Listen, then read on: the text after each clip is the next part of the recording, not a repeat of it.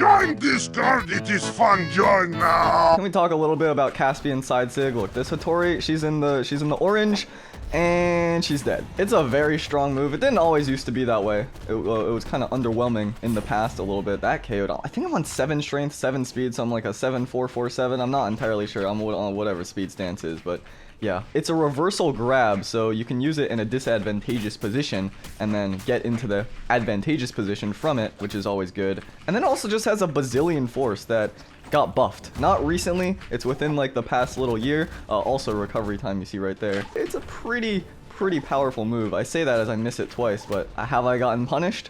The answer is no. Mostly because I did it in a really dumb spot where it wouldn't have hit anyway, but we don't talk about that. I want to be careful not to tack on too much percentage points right now, but I feel like if I hit it, it's just gonna kill.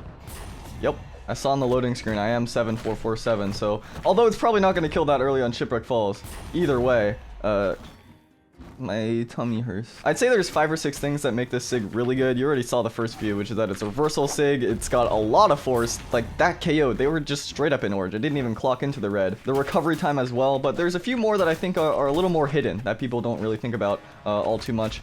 Grounded KO option on gauntlets is definitely something. They don't have the greatest. They do have downlight into recovery and downlight into side air as well if they're off stage or something or close to the ledge. But there's also the fact that the audio cue is pretty challenging to react to. That big whoosh doesn't really come out until you're already jumping, which is already quite into the startup of the move. And that's the other thing. There's no big particle effect. There's nothing that really indicates, hey, I'm starting a sig right now. It kind of just looks like you're jumping towards the opponent. So in terms of, again, reacting to it, if you're on the other end, it's pretty hard. It's pretty difficult. And when it has that much strength, that much recovery time, or that little, I should say, being able to react early and as fast as possible is really vital if you want to get ahead of it. And because it has all those factors, it can be challenging to contest if you're not super dialed in. Of course, a huge factor in why this sig is great is because it's on gauntlets, which can sometimes struggle to KO unless you're off stage. But add that on top of the fact that it's also on Caspian, who has guitars, which also can sometimes struggle to kill, especially on the stage. And it just gives you a lot of utility that you wouldn't have otherwise, and threat coverage that you might not be able to do if you didn't have a signature that could reverse or could KO in orange. What I do want to mention though is I don't think this sig is like omega extreme overpowered, needs to be tuned down immediately. I mean, maybe some adjustments to the force, but I don't think it needs to be gutted or anything like that. What am I doing there? I guess it worked out.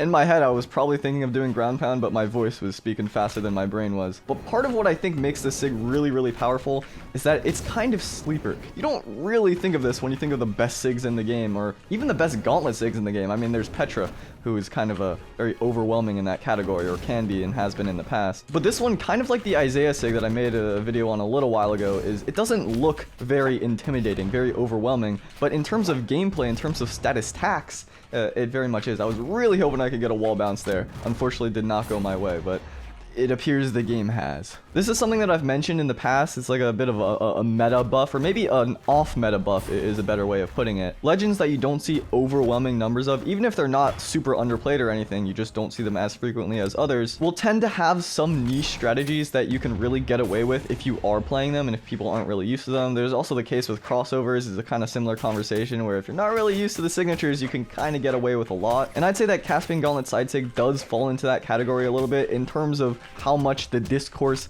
is surrounding it and how powerful it really is, because this is a very overwhelming sig if you know how to use it. I guess the point that I'm trying to make is that every legend in Brawlhalla has really great tools. No legend in the game has ever been unviable, I'd say ever, in Brawlhalla's history, which I think is a testament to how great the balance has been over the years. Of course, there's always the conversations like, this is too overpowered, this is too underpowered, but it's always in the Brawlhalla context, where we're kind of used to things being about equal, as opposed to, you know, some other titles in some other genres that might not be the case, where one strategy is always the optimal one. In Brawlhalla, you could pick anyone and get rank 1. You could even win a tournament, I'd argue, with any character in the game. Of course, you have characters like Queen Nai with low speed. That is just the antithesis of me, because I am just rapid speed. This is the only thing I want to do is go fast. But she's got incredible tools. I mean, you got Spear and Sig, and that's really all you need. I'm alive. That's okay. And this is Caspian's of choice, or maybe I should say my pick for Caspian's kind of sleeper signature or very, very good tool. Because of course, Caspian has some great ones. That is some misinputs from my end a little bit. That's a bit spooky. Because you got Qatar side sig as well, which I don't think I need to mention. I think that one's a little more obvious, which is why I didn't pick it for this video. You know, this is a little bit more of the one that you don't think about, this side sig.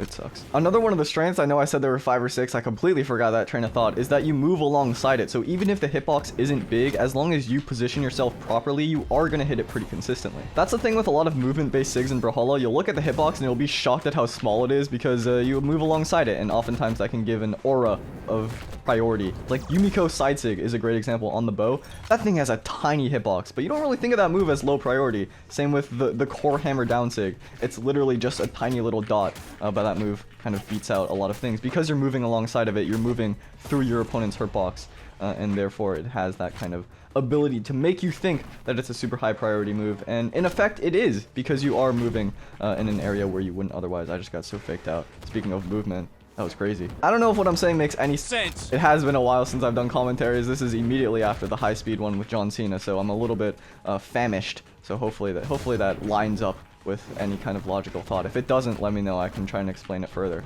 But that's the TLDR of this move. That's pretty good.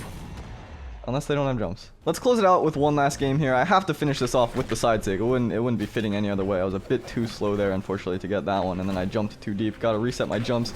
Maybe get a recovery here. Now they get their dodge. That is not a true combo any longer, so no point in really going for that. I don't know what I'm doing, but side sig here, no, they faded back. But I didn't get punished, you know? That's also the positive side of going for something like that in a position like that is if they hold in, I probably get the hit, I probably get the kill. If they hold out, I don't want to be here anymore. Last game for real this time. Okay, also I think they made the sidelight combos more consistent on low decks, or maybe they just made it possible on low decks, so you can run speed stance on Caspian, you can run anything on Caspian. This map has the smallest side kill boxes in the world, so that's going to kill super early. Also against 3 defense Ember. This is just a recipe for killing in light orange. Look at our health bar. Yep. I'm going to be hunting for it. The offstage GC kill in yellow. That's the prerogative right now. I don't know if it's going to be doable, but one more hit and that oh my god, I'm almost dead. No, it's fine. It's fine. Don't yell at me. Thank you very much. If I can get them to hunt super deep offstage, I think it could kill now. I think it could kill now. Okay, that was... I got scared. I got scared. Now I got a bait. This is the classic bait and switch. This is what they say. This is what they call it. I don't think they're getting baited. It killed.